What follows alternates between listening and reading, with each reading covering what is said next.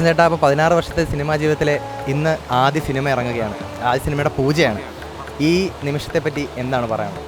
ഇത് എല്ലാ ADസിനെയും അല്ലെങ്കിൽ അസോസിയേറ്റ് ഡയറക്ടറായി നിൽക്കുന്ന എല്ലാ അസോസിയേറ്റ് ഡയറക്ടേഴ്സിൻ്റെയും മനസ്സിലുള്ള ഒരു ഗോൾഡൻ മൊമെൻ്റാണിത്. എന്നെ സംബന്ധിച്ച് ഇത് ഭയങ്കര സന്തോഷമുള്ള ദിവസമാണ്. കാരണം ഇങ്ങനൊരു സംഭവം അല്ലായിരുന്നു. ഞാനൊരു ഫാമിലി ഡ്രാമയൊന്നും ചെയ്യാനായിട്ട് ഉദ്ദേശിച്ചില്ല. പക്ഷേ അഭിഷേകിൻ്റെ സബ്ജക്റ്റ് നമുക്ക് കിട്ടിയപ്പം ആ സബ്ജക്റ്റിനുള്ള ആ ഒരു കാമ്പും അതിൻ്റെ ആ ഫ്ലോയും കണ്ട് അതിൻ്റെ ആ ഒരു നറേറ്റ് ചെയ്യുന്ന രീതിയും കണ്ടിട്ടാണ് എനിക്ക് ഇത് ചെയ്യണമെന്ന് തോന്നുന്നത്. അങ്ങനെ അഭിഷേകിൻ്റെ കൂടെ കൈ കൊടുത്ത് അങ്ങനെയാണ് ഈ മൂവിയിലേക്ക് എത്തുന്നത്. അപ്പം ചോദിച്ചതുപോലെ ഭയങ്കര സന്തോഷമുള്ള ഒരു ക്ലാപ്പടിച്ച് തുടങ്ങുന്ന ഒരു അസിസ്റ്റൻറ്റ് ഡയറക്ടേഴ്സ് അയാളുടെ ഏറ്റവും വലിയ ഡ്രീം എന്ന് പറഞ്ഞാൽ തീർച്ചയായിട്ടും ഒരു സിനിമ ഇൻഡിപെൻഡൻ്റ് ആയിട്ട് ചെയ്യുക എന്നുള്ളതാണ്. അതിലേക്കാണ് ഇപ്പോൾ എത്തി നിൽക്കുന്നത്. സന്തോഷം.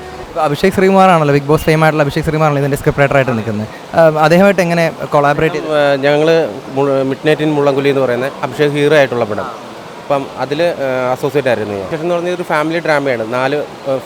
ഒരു ടവറിലെ ഫ്ലാറ്റിൽ 4 ഫ്ലാറ്റിലുള്ള 4 ഫാമിലീസിൻ്റെ സ്റ്റോറിയാണ്.